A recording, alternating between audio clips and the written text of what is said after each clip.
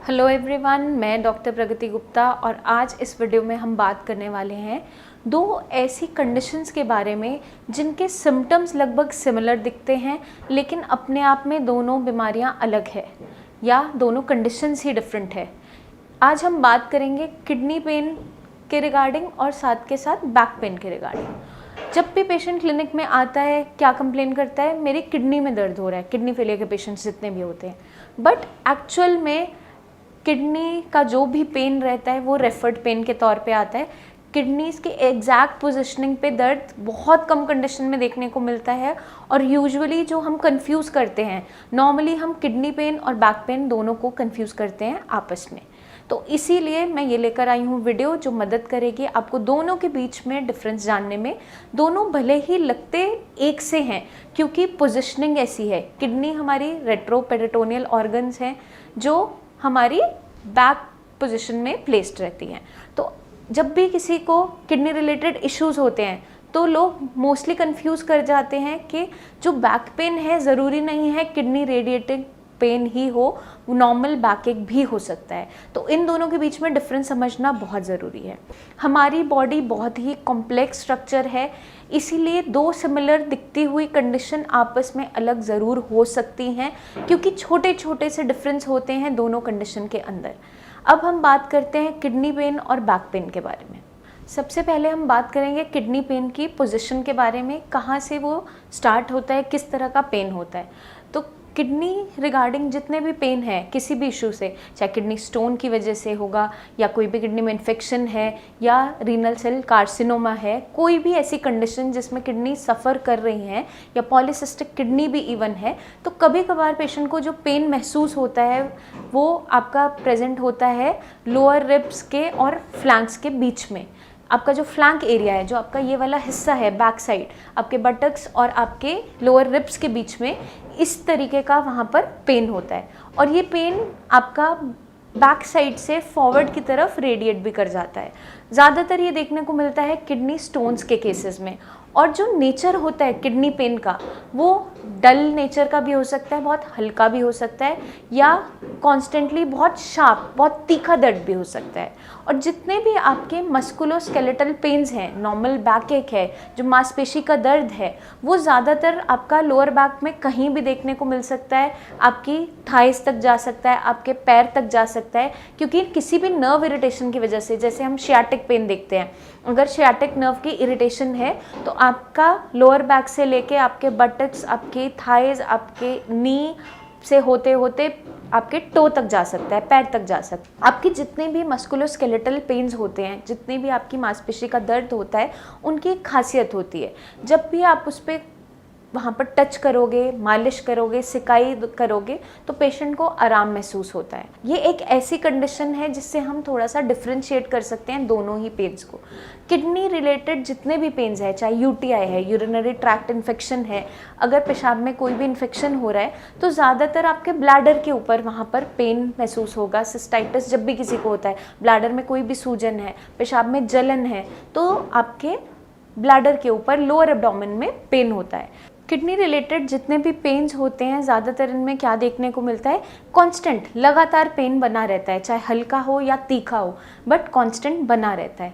वहीं जो आपकी मांसपेशियों में दर्द है, अगर बैकएक है, आपकी कोई भी नर्व इरिटेशन की वजह से किसी भी कारण से है, तो ज़्यादातर वो पेन आपका एग्रवेट होता है पोजीशन बदलने पे, चाहे अचानक से बैठ के उठने पे या फिर अचानक चलते चलते बैठने पे या आपका लेटने पे। इन कंडीशंस में वो आपका पेन एग्रेवेट होता है। जैसे ही आप अपनी मूव पोजिशनिंग चेंज करते हो, थोड़ा सा भी मोबिलिटी लाते हो, चलते हो, उठते हो, बैठते हो, तो आपका पेन जो है वो बढ़ जाता है। यही एक डिफरेंस है दोनों के बीच में। तो मोस्टली पेशेंट्स कंफ्यूज होते हैं किडनी पेन और बैक पेन के बीच में। तो आई होप ये वीडियो आपको क्लियर करेगी कि दोनों के बीच में क्या अंतर है। दोनों के बीच में बहुत छोटा सा डिफरेंस है, लेकिन डिफरेंस ज़रूर है क्योंकि दोनों ही कंडीशन अलग अलग ऑर्गन के इन्वॉल्वमेंट की वजह से है। आपका अगर स्पाइन इन्वॉल्व है, आपकी चाहे सर्वाइकल स्पॉन्डिलोसिस है, लंबर स्पॉन्डिलोसिस है, आपकी अगर नर्व इरिटेशन है, सियाटिक पेन है, उन कंडीशंस के अंदर भी आपका बैक एक जनरेट होता है।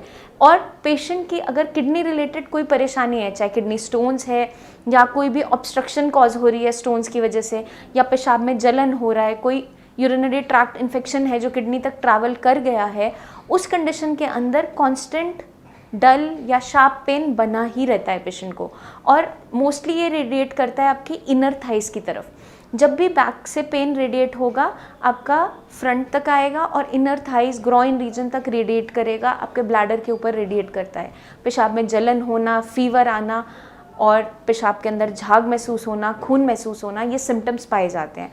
और जो नॉर्मल बैक एक है, चाहे किसी भी नर्व इरिटेशन की वजह से है, चोट की वजह से है, या मांसपेशी में कोई भी तरह का ट्रॉमा हुआ है, इंजरी हुआ है, सॉफ्ट टिश्यू इंजरी हुआ है, उस कारण अगर कोई भी पेन बन रहा है तो आपकी जैसे ही आप पोजिशनिंग बदलते हो, चलते फिरते हो, उठते बैठते हो, कोई भी काम करते हो, आपका पेन एकदम से बढ़ जाता है।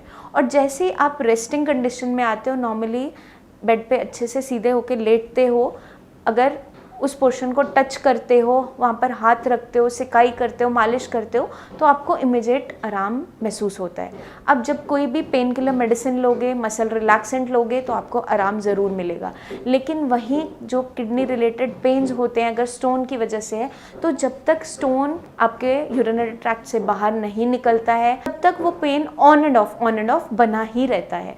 तो दोनों के बीच में बहुत छोटा छोटा डिफरेंस है, बट डिफरेंस ज़रूर है। तो हमें कंफ्यूज नहीं होना है, अपनी कंडीशन को समझते हुए। अगर आपको कोई डल नेचर का या शार्प नेचर का पेन बना हुआ है, बैक से फ्रंट की तरफ रेडिएट कर रहा है और आपकी इनर थाइस तक जा रहा है, ग्रॉइन तक जा रहा है, तो अपना एक अल्ट्रासाउंड ज़रूर करवाइए, क्योंकि अल्ट्रासाउंड में आपको थोड़ा सा क्लियर होगा कोई ऑब्स्ट्रक्शन, कोई स्टोन, कोई ऐसी कंडीशन तो नहीं है अंदर, कोई गांठें तो नहीं बन रही है, वो एक अल्ट्रासाउंड क्लियर कर पाएगा।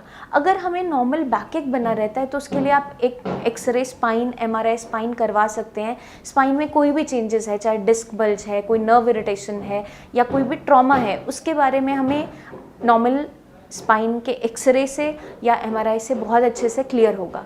तो दोनों ही कंडीशन में जो परेशानी पेशेंट महसूस करता है, उसे लगता है कि वो सिमिलर है, बट वो सिमिलर नहीं है।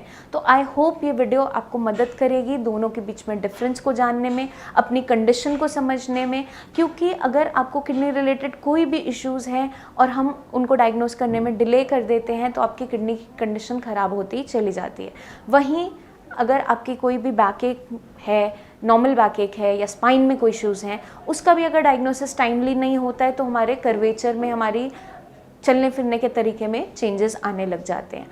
तो दोनों ही कंडीशंस के अंदर डायग्नोसिस होना बहुत ज़रूरी है, उसको समझना ज़रूरी है, उसका इलाज होना ज़रूरी है। नॉर्मल बैक एक के अंदर फिजियोथेरेपी बहुत अच्छा मदद करती है। नॉर्मल ट्रैक्शन है या सिकाई है, हल्की हल्की एक्सरसाइजेज है, वो आपको रिलीफ देगी। वहीं किडनी पेन के अंदर अगर आप ऐसा कुछ करोगे भी तो भी आपको आराम नहीं मिलेगा, जब तक ऑर्गन एसोसिएटेड जो परेशानी है उसको आप सॉल्व नहीं कर लेते हो। अगर यूटीआई है तो यूटीआई का इलाज करना ज़रूरी है। अगर आपकी किडनी में स्टोन है तो स्टोन का रिमूवल बहुत इंपॉर्टेंट है, चाहे मेडिकली या फिर सर्जिकली। तो दोनों ही कंडीशंस के अंदर अगर हमारा टाइमली डायग्नोसिस बन जाता है तो हम आगे आने वाली परेशानियों से बच सकते हैं। आई होप ये वीडियो आपको बहुत मदद करेगी दोनों ही कंडीशंस को अच्छे से समझने में। दोनों के बीच में बहुत छोटा छोटा माइनर सा डिफरेंस है, बट आई होप आज आपको अच्छे से क्लियर हो गया होगा। जल्दी ही मिलेंगे हम नेक्स्ट वीडियोस में, जिसमें मैं लेकर आऊँगी बहुत सी ऐसी टिप्स जो मदद करेंगी आपके किडनीज़ को हेल्दी रखने में। तब तक के लिए अपना खास ध्यान रखिए। Take care.